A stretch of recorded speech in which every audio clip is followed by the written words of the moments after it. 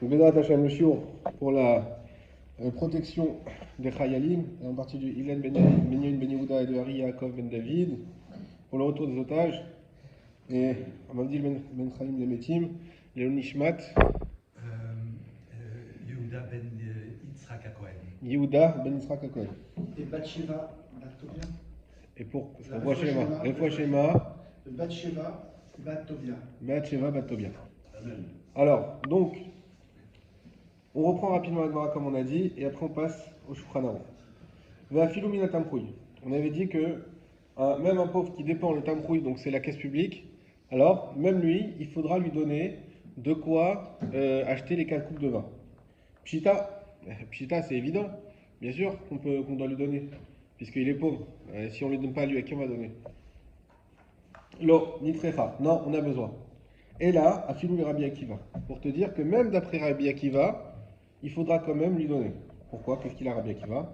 D'Amar, parce que Rabbi Akiva nous a dit assez Shabbat Rachol, va la période. Fais de ton Shabbat un jour de Chol et n'aie pas besoin des autres. Donc Rabbi Akiva, il te dit il vaut mieux que ton Shabbat, tu fais comme un lundi soir et un mardi après-midi, donc quelque chose de très simple, mais au moins que tu n'aies pas à demander de l'argent aux autres, que tu sois indépendant. Et donc on aurait pu croire que vu que Rabbi Akiva dit ça, peut-être qu'on aurait dit que le pauvre, il faut qu'il se débrouille pour acheter son vin, et puis tant pis s'il n'en a pas pour Pessar, c'est qu'une mitzvah des Rabbanan. Et c'est pour ça que la Mishnah dit non, même pour Rabbi Akiva qui pense qu'il faut vraiment le moins possible avoir besoin des autres, et en tout cas s'adresser aux autres, au point de dire tant pis pour Shabbat, malgré tout pour les 4 coupes de Pessar, il faudra quand même qu'on donne au pauvre qui n'a pas de quoi acheter le vin. Acha Mishum Pirsum Menissa. Et alors pourquoi? Pourquoi il ferait cette différence entre Shabbat et Pessah? On a dit parce que dans Pessah, il y a un élément en plus qu'il n'y a pas dans Shabbat, c'est le principe de Pirsum Menissa, de divulgation du miracle. Il y a le miracle on est en plein dedans dans les parachutes, le miracle qu'il y a eu de. C'est que ça c'est un très bon signe qu'on fait dans la Gemara, un sujet qu'il y a dans la paracha de la semaine. Donc il y a le miracle de Yetziat Mitzrayim, de la sortie d'Égypte, et donc les 4 coupes, elles viennent justement pour propager ce miracle, pour qu'on pense pour appuyer ce miracle pendant le Seder. Donc pour ça, on va dire, même quelqu'un même si c'est vrai que d'habitude on dit il vaut mieux pas dépendre des autres, mais là dans ce cas-là, on fera tout ce qu'on peut pour pouvoir avoir les 4 coupes de vin. Tana de Eliaou. Ensuite, on avait un enseignement de Eliaou Navi. Afalbi she'amar Rabbi Akiva aseh Shabbat Rachol ve'srach la beriot, aval osehu davar muad betor beto. Il dit même si c'est vrai qu'on a dit qu'il vaut mieux faire de ton Shabbat un jour de Chol, un jour simple, et faire des repas simples, et tant pis pour la gdusha du Shabbat, pour ne pas avoir besoin des autres, malgré tout, on rajoute quand même quelque chose, un petit quelque chose, d'accord? Quelque chose qui fait quand même une petite différence. Ou maïninou, c'est quoi? Qu'est-ce que tu peux rajouter qui fait la différence? Amar Rav Papa, Rav Papa il a dit Chassa de Arsana, des petits poissons frits, des anchois, voilà. Ça, c'est des petits poissons frits. Sur ça, on a dit, au moins, même si c'est pas grand-chose, une boîte de thon peut-être, chacun avec ce qu'il aime, même si c'est Damhout, donc voilà, on n'est plus dans ce cas-là. Paraît-il à la base, la Damhout, c'était jeté, il va nous confirmer, Rabbi Raphaël. Moi, les Tunisiens m'ont dit que les goïms, ils jetaient ça, et qu'ils les prenaient gratuits. Comme je me rappelle, moi, alors, même dans la boucherie cachère, des fois les os à moelle, ils te donnaient parce que c'est des trucs qu'ils ne vendaient pas. Maintenant ils vendent, mais avant ils ne vendaient pas. Et apparemment les œufs de poisson, ils n'en voulaient pas, ils les jetaient. T'es trop jeune pour ça, ouais. Voilà. Il faut savoir les faire. Moi, il y a un savoir, bien sûr. Une petite goutte de boucha dedans. Bon, en tout cas, voilà, chacun, s'il peut en mettre un petit plus. Pour Shabbat, un petit plus, le poisson, c'est que c'est un inyan, on en reparlera plus tard avec le Mishnah Berurah. C'est un inyan spécial avec le Shabbat, le poisson, donc c'est très bien d'avoir du poisson Shabbat. Donc un petit quelque chose, même si tu fais pas grand chose, mais un petit quelque chose qui fait quand même la différence. Qui dit Nan, comme on enseigne dans une Mishnah, Rabbi Yehuda ben Tema Omer, Rabbi Yehuda ben Tema il a dit,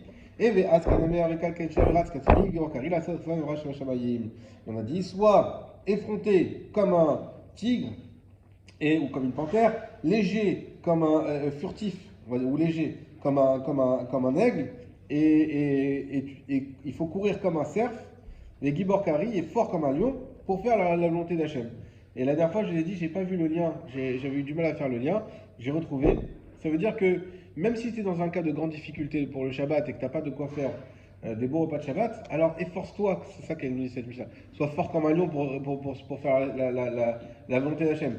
Efforce-toi au maximum de faire ce que tu peux pour ne serait-ce que rajouter un petit morceau, un petit truc pour Shabbat et faire la différence. Voilà. Ensuite, on avait enchaîné, c'était pas le sujet, mais comme on parlait de Rabbi Akiva, donc on l'avait fait. Tanou Rabbanan, et puis c'est tellement des paroles de sagesse. Shiva Dvarim Tziva Rabbi Akiva et Rabbi Yoshua. Rabbi Akiva, il a dit 7 choses à son fils avant de quitter ce monde. Yoshua Beno, son fils. Béni, mon fils. Al Teshev Begavoa Shel Ir. Ne t'assois pas sur les hauteurs de la ville. On avait expliqué parce que Vétéchané est pour étudier. Pourquoi? Parce que c'est des endroits où il y a beaucoup de passages. Donc si tu étudies la Torah à un endroit où il y a beaucoup de passages, ça va te perturber, tu ne vas pas pouvoir bien étudier. Ve'al tadur ba'ir sheraché talmidei chachamim. Ça on en avait parlé longuement. Et n'habite pas dans une ville où le Rosh Haïr, ou le maire de la ville, c'est un Talmid Chacham. Hein? On avait donné une réponse, j'en ai 2 autres à vous donner aujourd'hui. On avait expliqué, ça c'est Rashi qui expliquait. Parce que si le Rosh Haïr, le maire, c'est un Talmid Chacham, c'est un érudit en Torah, et ben il va passer son temps à étudier la Torah, il ne va pas passer son temps à administrer la ville. Et donc la ville, elle va être mal gérée. Donc tu vas éviter dans une ville où il y aura les poubelles qui vont sortir une fois par semaine au lieu de tous les jours, où les lampes ne vont pas être changées, etc., où il n'y aura pas les concerts sur la plage, voilà. Donc il y aura pas, le maire, lui s'occupe de Torah. Donc ils ont mis un Talmid Chacham, c'est pas sa place finalement. Donc ils ont mis un Talmid Chacham, lui il n'a pas le temps, il va mal administrer la ville, donc ne va pas dans une ville comme ça.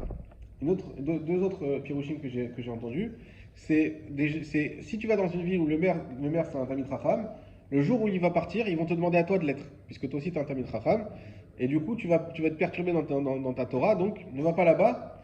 Voilà. Et le troisième pirouche est très joli, il dit parce que généralement les gens qui sont à peu près pareils, ils traînent ensemble, d'accord? Donc les religieux avec les religieux, non religieux avec non religieux, Sfarad avec Sfarad, Marocain, hein, pas tout là. On trouve toujours, voilà.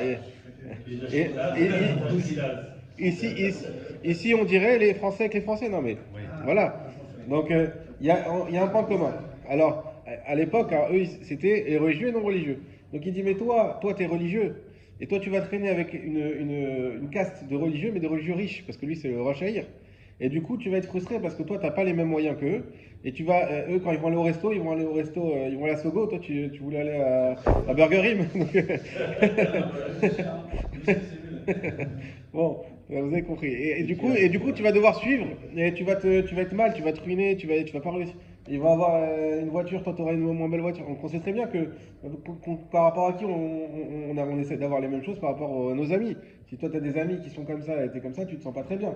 Même si on sait que ça pousse vers le haut, ce que vous voulez. Mais voilà, donc il faut avoir des amis qui sont vraiment à peu près. Si ton meilleur pote, c'est le Kablan, c'est Oranim, bah, tu vas avoir du mal à suivre les vacances et les restos. Donc voilà, donc là, il disait, comme tu vas être dans un endroit où les religieux sont très riches, et du coup, va pas là-bas parce que tu vas te sentir mal, tu vas pas réussir à suivre le rythme.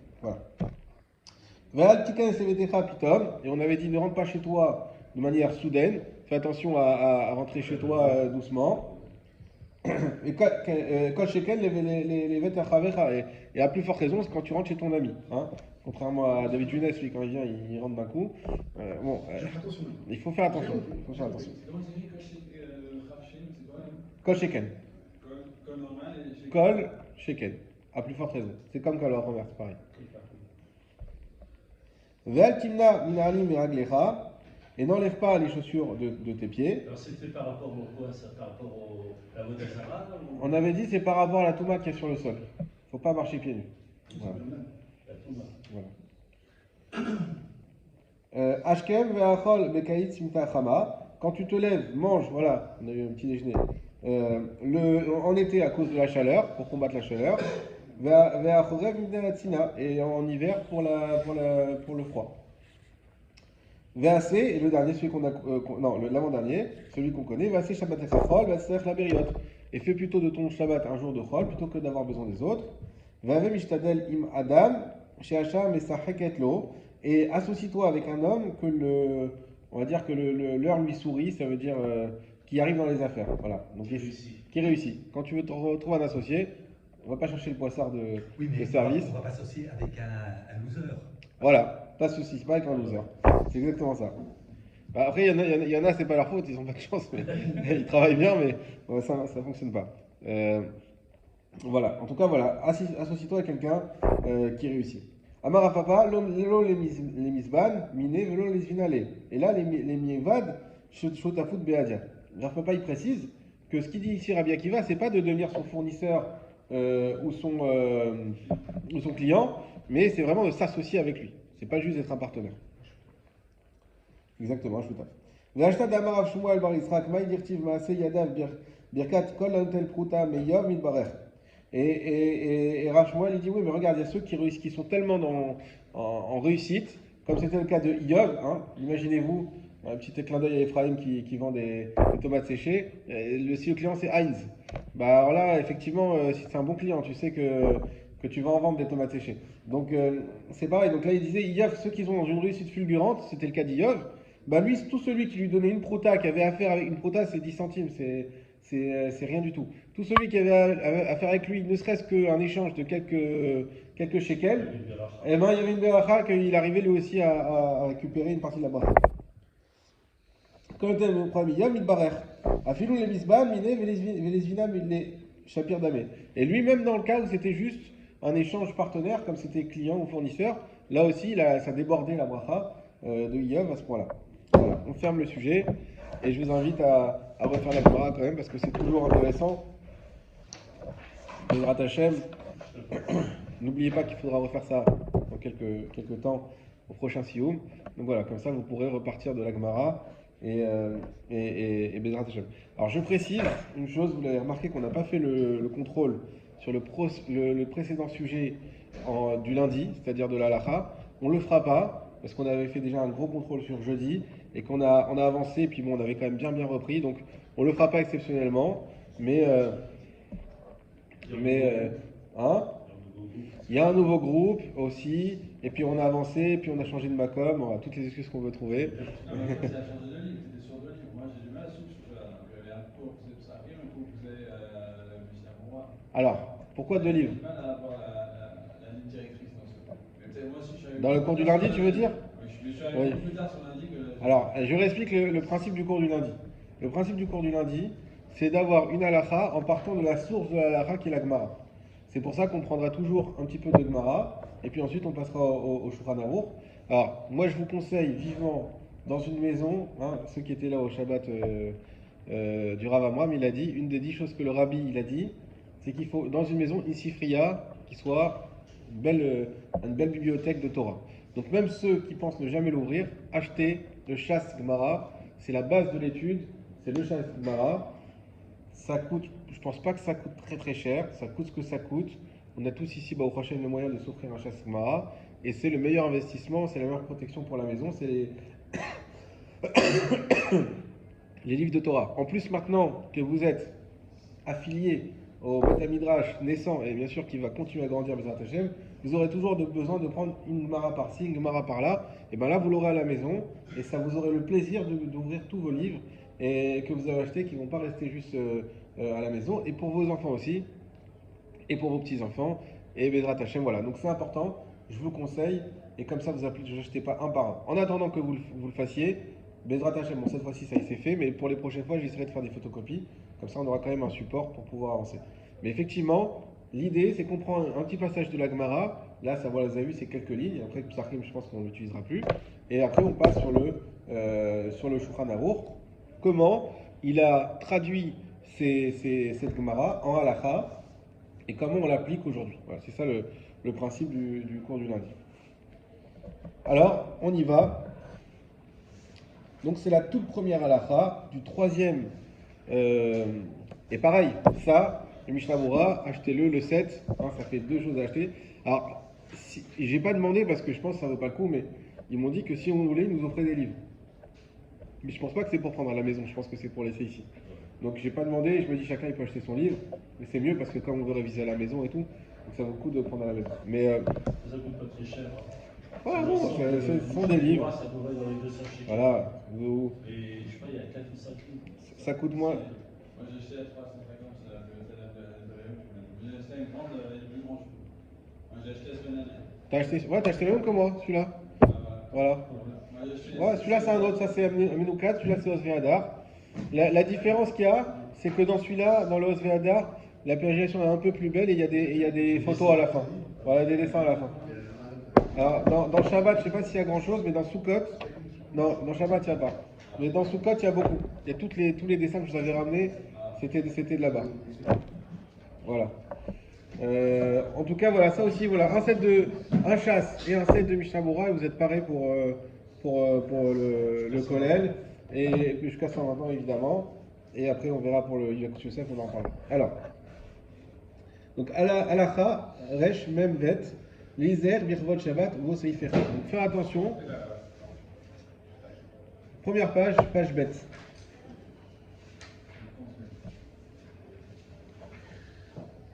Voilà. Donc, de faire attention au kavod de Shabbat, il y a dedans un saïf, un paragraphe. À filou, alors vous allez voir, la halakha, elle semble être un peu théorique. Israël, c'est faire attention. Oui. C'est la cible, c'est la même chose. Et voilà. Là, on va voir Shulchan Aruch, mais vous allez voir, c'est surtout le Mishnah Berurah qui va nous apprendre beaucoup de choses sur ce passage-là. À filou mishitzarek la'acherim, même celui qui a besoin des autres, imiesh meat mishelo, s'il a un peu à lui, tzarich les arez atzmo lechabed et Shabbat. Il faut qu'il s'efforce, qu'il se. Les arès, ça veut dire c'est plus que c'est vraiment. Bon, s'efforcer. C'est pas vraiment s'efforcer, je trouve un meilleur terme, mais c'est Zariz Bamitzvot, c'est celui qui est. Non, qui fait les mitzvot avec entrain. Voilà. Donc il va se mettre dans une situation d'entrain. La Zrizout, exactement. Exactement. Bon. Atzmo, donc lui-même, les Chabed et Shabbat, on va dire il va se motiver. On va se motiver. Voilà, pour les Chabed et Shabbat. Donc ça veut dire que s'il a un peu à lui, voilà. Ce qu'il a, avec ce qu'il a, il va essayer de tout faire pour donner Kavod au Shabbat. Velo amrou assez Shabbat et Chachol et Sech la Beriot. Et on ne dira pas dans ce cas-là, fais de ton Shabbat un jour de Chol, comme il dit Rabbi Akiva, et n'aie pas besoin des autres. Et là, chez Mishisha des Choukalo. Alors sur qui on va dire ça? Seulement sur celui qui a une situation difficile, Beyoter, très difficile. Alken Tzarich les Tzamtzem Bishar Yamim, Kedé les Chabad à Shabbat. Alors c'est pour ça que dans ce cas-là, il faudra qu'il fasse attention à se restreindre, les Tzamtzem, ça vient de Tzimtzum, de se restreindre dans les autres jours, afin de sanctifier le Shabbat. Ok? Après on passe à autre chose, on va commencer par le Mishnah Berurah, le grand Mishnah Berurah Aleph, Afilou. Samson, c'est vide. Ouais, c'est rapetissir, on va dire.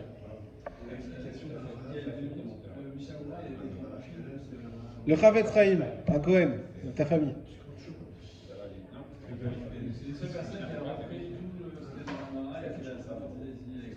Pas dans la Gemara. Le Mishnah Berurah, on va expliquer ce qu'il est venu faire. Donc nous, on a eu la Gemara, d'accord. Après la Gemara, donc ça c'était écrit il y a 2500 ans. Après la Gemara, on a eu les Rishonim qui sont venus commenter, c'est Rashi, Tosfot, qui sont venus commenter la Gemara, c'est ce que vous avez ici. Il y a ceux qui sont ramenés ici, c'est Rashi et Tosfot, et il y a tous les autres, hein, on a les, qui sont là, par exemple le Marsha, etc., donc qui sont venus commenter la Gemara. Après ça, il y a un monsieur qui est arrivé, qui a révolutionné tout ça, c'est le Tour.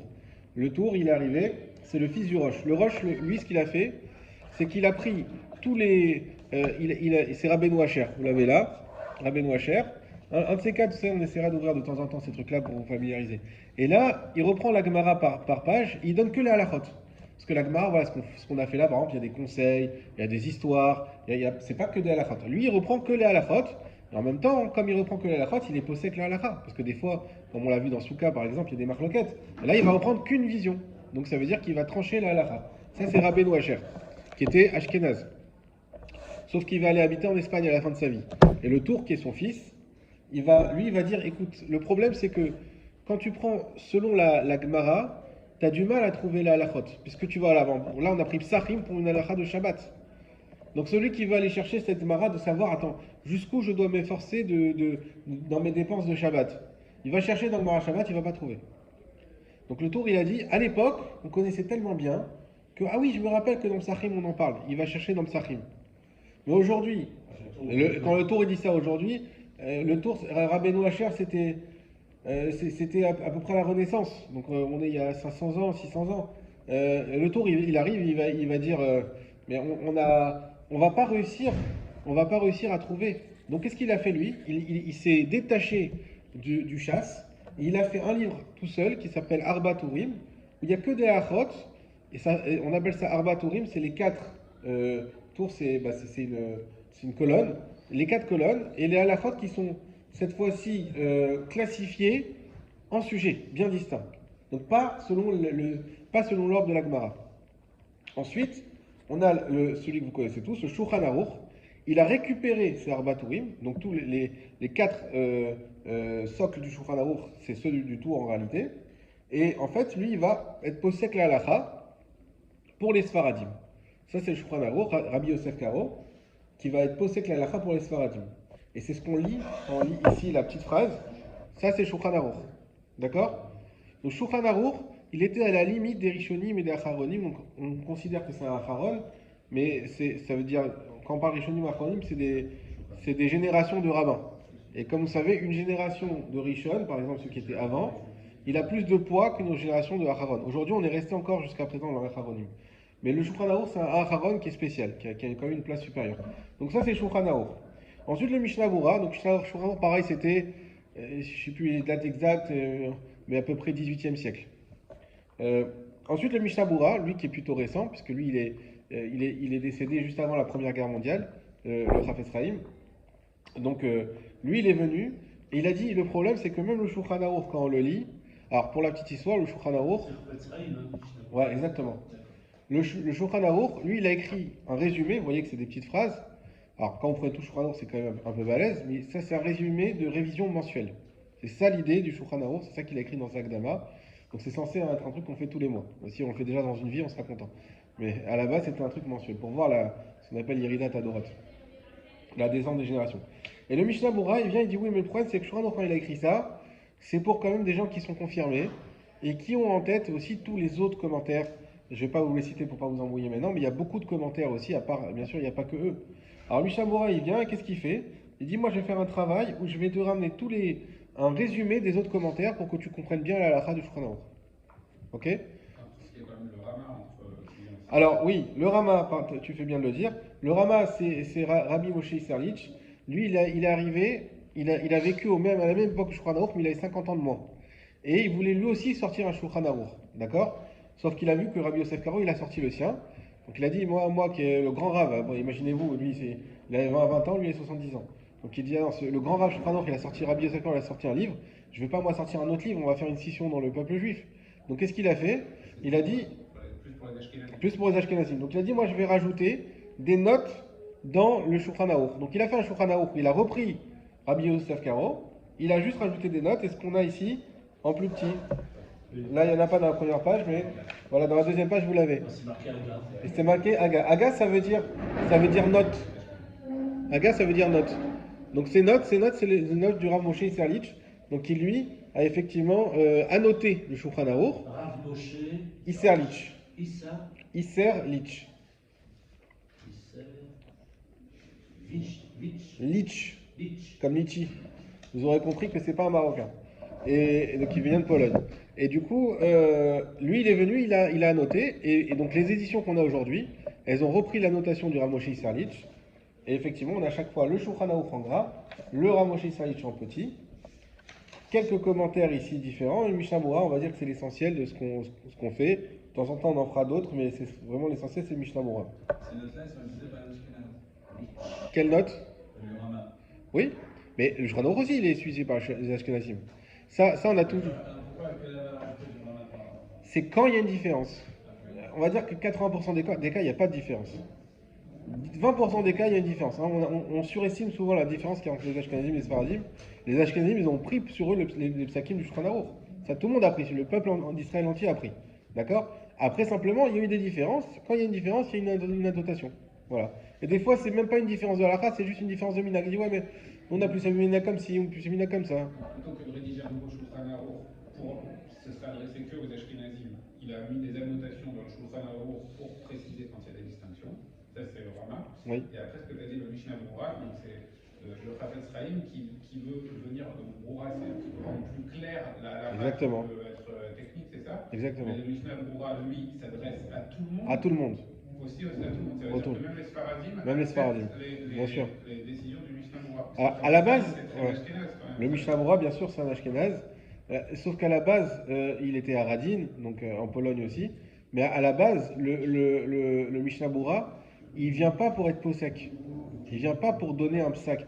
Il vient expliquer le psak qui a déjà été fait. Il vient pas pour trancher. Il vient dire, quand le Shulchan il te dit ça, voilà ce qu'il veut dire. Quand le Rama il te dit ça, voilà ce qu'il veut dire. Et c'est vrai que de temps en temps, il est obligé de donner une interprétation et donc de trancher. Et c'est pour ça qu'on a aujourd'hui des fois des différences, par exemple, entre le Mishnah Bora et le Yekut Yosef. Ça arrive. C'est pas d'être un décisionnaire. Non, son but c'est pas d'être un décisionnaire. Rendre clair Exactement. ce qui peut paraître. Voilà. À l'occasion, peut-être, bon, ça fait partie des choses qu'on doit faire. Moi, j'ai fait l'Agdama, elle est très intéressante où il explique justement son intention. Donc, c'est comme ça qu'on connaît l'intention d'un auteur, c'est de lire son introduction où il explique pourquoi il intervient, etc. Et c'est lui qui explique bien. Moi, je viens pour résumer tous les autres avis qui existent et avoir quand même une vision claire de la halakha. Il me semble qu'on avait vu ensemble, ou alors peut-être ailleurs, qu'une fois qu'on avait fini d'étudier un sujet dans le Mishnah Bora, pour les Sfaradim, il était bon de reprendre la halakha telle que tranchée dans des livres concrets pour être bien sûr que. C'est vrai qu'il y a plusieurs fois où le Mishnah Bora il donne des psakim, mais on ne pourra jamais dire qu'un psak du Mishnah Bora il est complètement rejeté par les Sfaradim. Ça veut dire que tu auras des Sfaradim. Même Yekut Yosef, il y a plein qui font pas parce que c'est Minag irakien, c'est pas Minag d'Afrique du Nord. Donc on trouvera tout, mais ça sera jamais rejeté. Mais effectivement, c'est bien des fois pour dire mais je comprends pas, moi j'ai lu ça dans Mishnah Bora et dans les synagogues il faut autrement.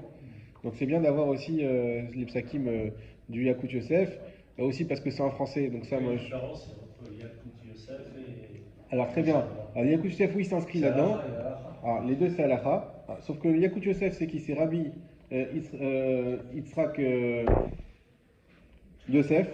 Rabbi Yitzhak Yosef, le fils de Rav Ovadia Yosef, donc qui est encore vivant aujourd'hui, donc un contemporain, qui est le grand rabbin d'Israël, qui lui a décidé de dire je vais faire encore, dans la même optique que le Shulchan Aruch, et je vais écrire un livre où c'est très clair, en plus actualisé avec les technologies d'aujourd'hui.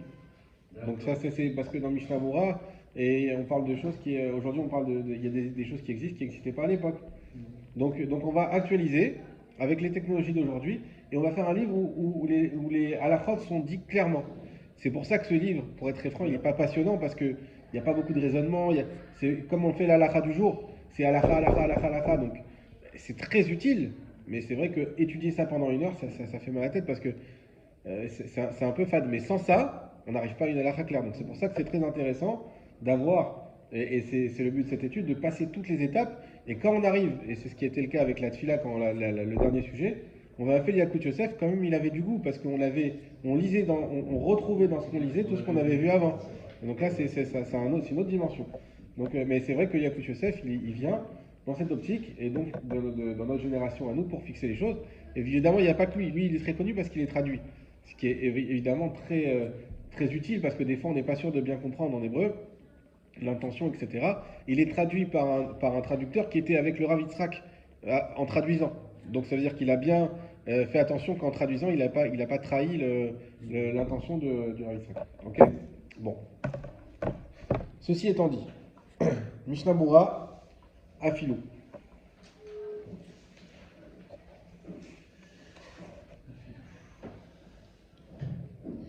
Ine Ikar Mitzvat Oneg Shabbat. Voici l'essentiel de la mitzvah de Oneg Shabbat. Itparesh Lanu Al-Yedei Nevi'im, qui nous a été expliqué par les Nevi'im. Donc la mitzvah de Oneg Shabbat, elle apparaît la première fois chez les Nevi'im, chez les prophètes. Uchmo Sheneemar, comme il est écrit dans Yeshaya, Vekarata la Shabbat Oneg. Nevi'im. Un Lévim. Excuse-moi, je suis enrhumé. Par les prophètes. Par les prophètes. Vekarata la Shabbat Oneg, on connaît tous ce passouk qu'on fait dans la Tchila, et tu appelleras ton Shabbat délice. Donc là c'est clair, tu appelleras ton Shabbat délice. Donc les Nevi'im nous donnent bien l'instruction d'avoir un Shabbat qui doit être délicieux. Veyesh poskim chez Zviraleu deikaro hu minatora. Et ça, c'est très important. Et il y a des décisionnaires qui expliquent que l'essentiel de cette mitzvah, elle est minatora. Donc c'est pas juste un petit plus dans le Shabbat de dire allez on va acheter des courses pour Shabbat, on va faire une bonne dafina ou tel alcool. Non, c'est une mitzvah de la Torah. Donc c'est un niveau très haut de faire des choses pour le Shabbat. Chez Shabbat ou Bichlal Mikra Kodesh, parce que le Shabbat est appelé Kodesh. C'est quoi Kodesh? Chez Neymar, comme il écrit dans le Sefer Veikra, ou Vayom Hashevei, Shabbat Shabbaton Mikra Kodesh. Et le 7e jour sera le Shabbat Shabbaton, l'arrêt des arrêts, on va dire, le stop du stop, Mikra Kodesh, et il sera appelé Kodesh. Au Mikra Kodesh, et ça veut dire quoi qui sera appelé Kodesh? Pereshu Chazal Besifra. Les Chachamim m'ont expliqué dans le Sifra, c'est un midrash. Daïnou les Kadesho ou le Chabedo, que nous devons le Kadesho, le sanctifier, ou le Chabedo et l'honorer, Birsut Nekiya, avec un habit propre, ou le Anego, et qu'on doit le rendre délicieux, Be'oneg Achila ou Shia, par des délices de nourriture et de boisson. T'as dit quoi? Avec un bon repas, exactement.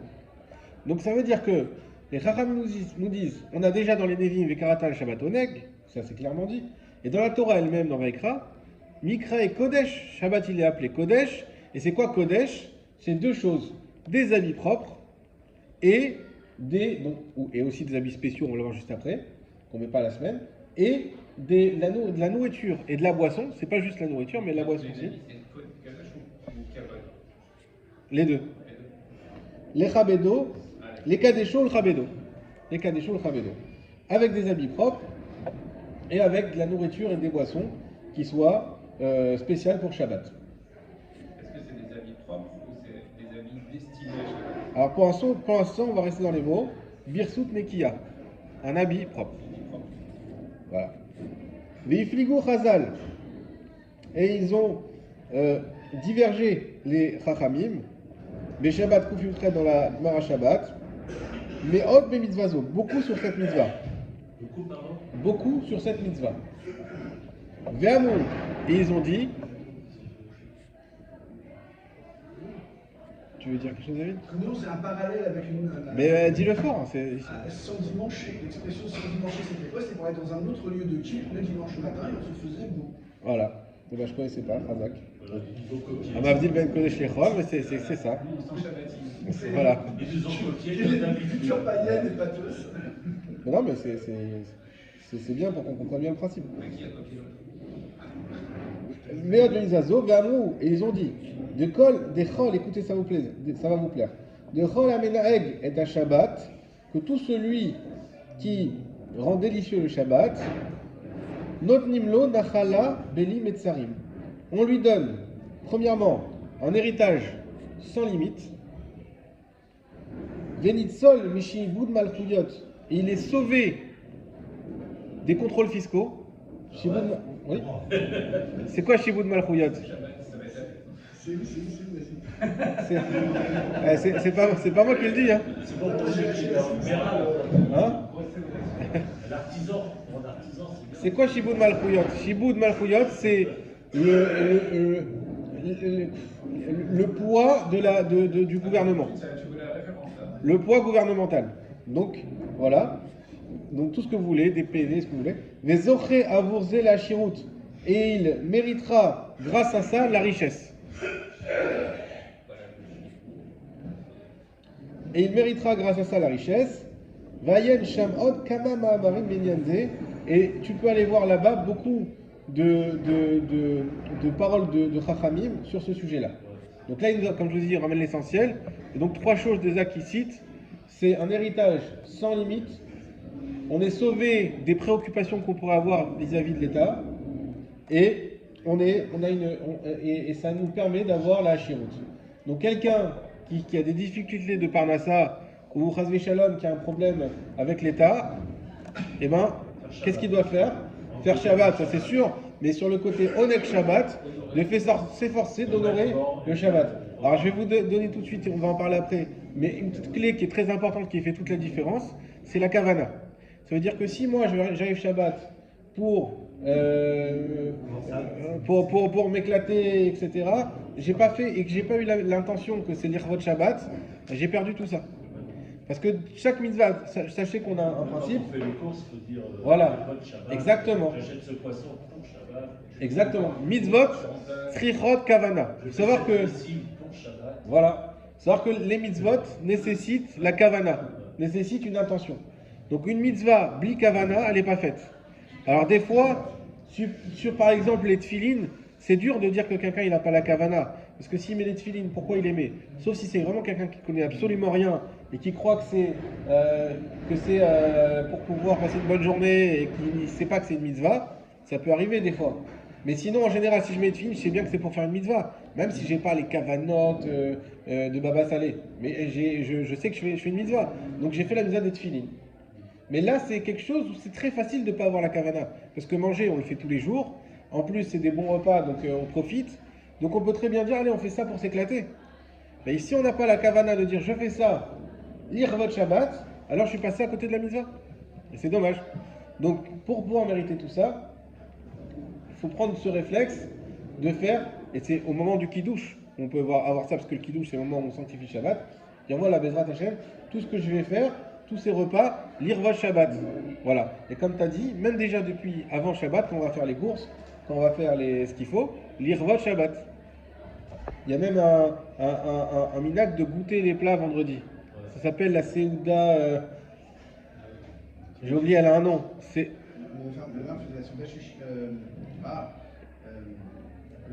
Un nom petit rafia. Hein? Pas une rafia. Rafia, je connais. Non, c'est pas ça que je cherchais, mais. J'avais lu. C'est un nom cette Seouda. C'est que le mari avant d'aller à la synagogue, il goûte un petit peu la dafina, un petit peu aussi, pour voir si c'est bon, s'il ne pas.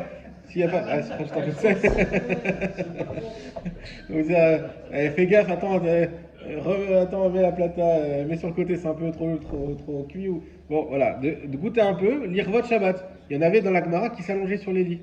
Voilà, c'est bon, il est bien ce lit, allez, super, lire votre Shabbat. Voilà, on a vu aussi, j'anticipe, mais comme ça on comprend bien l'idée, on l'avait fait dans la halakha, je ne sais plus si on l'avait fait ici ou je l'avais envoyé comme ça, qu'il faut préparer la table de Shabbat et les lits et tout ça avant Shabbat. Comme ça, quand on rentre de la synagogue, c'est pas quand on arrive de la synagogue et on commence avec la maison en balagan. C'est que j'arrive dans le Shabbat, je rentre de la synagogue, et toute la maison, elle est déjà, ça ne veut pas dire que c'est que l'épouse qui doit le faire, mais toute la maison, elle est déjà prête pour Shabbat, pour accueillir la reine Shabbat. Non, Shabbat, c'est une reine Shabbat. Et donc tout ça, ça fait partie du kavod du Shabbat. Donc non seulement c'est une mitzvah, en plus on l'apprécie, on peut pas dire qu'on n'apprécie pas cette mitzvah, et en plus de ça, ça nous donne tout ce qu'on va investir, n'ayez pas peur, bien sûr avec la limite de ses moyens, comme on est en train d'en parler, mais en tout cas, c'est Bezrat Hashem pour avoir la chirout, pour être tranquille dans sa vie, pour avoir la richesse et beaucoup de brachot, Bezrat Hashem. Donc on continue. Veine, encore 5 minutes. Veine, et voici. Begeder mitzvazo, yeshlosha ma'amare chazal bazé. Concernant le Geder c'est toujours dans la halakha, on parle de Gdarim, c'est les critères. Donc dans le critère de cette mitzvah-là, il y a 3 explications de Chachamim. Aleph. Hadamud et tsarich leanego bedagim gedolim veraché shumin vetachil sheteradin. Ce qu'ils ont dit, c'est qu'il fallait rendre le Shabbat un délice, premièrement avec des grands poissons, donc c'est le poisson, veraché shumin et des têtes grasses, ouais, bon, de la viande grasse on va dire, vetachil sheteradin, et là on va faire plaisir à Raphaël, et un plat d'épinards. L'Avkeïla, messieurs, vous croyez que ça vient d'où l'Avkeïla? De la halakha, ça vient pas. Voilà. Voilà. Et c'est un ashkenaz qui nous ramène. Chez ça vous pouvez le mettre au stabilo. Chez ayamacha machal chashuv bismanehem. Parce que ça c'était, à l'époque où ça a été écrit, un plat important à leur époque. Pourquoi ça va être au stabilo? Parce qu'on voit que c'est pas une question. Il y en a qui veulent garder le plat ancestral, mais ça leur plaît, mais ils aiment pas. Mais non, c'est pas ça le but. Le but, c'est de faire des plats qu'on aime. C'est ça le délice. Donc si tu adores la keila, tu fais une keila.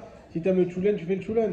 Tu fais ce que tu aimes. Mais le but, c'est pas d'avoir un plat spécial, mais d'avoir quelque chose qui est l'irvot Shabbat. Et il n'y a pas de kavod Shabbat si pour toi c'est pas bon, évidemment. C'est pas nécessairement de la viande. Ça, on va en parler. C'est une balade. Ça, c'est un point très spécial, parce qu'on sait que la viande, c'est ça qui est écrit dans le Teilim, que la viande et le vin, c'est ça qui amène la simcha. On va en parler après. Vechol makom, les fiminago. Et ainsi, dans chaque endroit, selon son minag, ils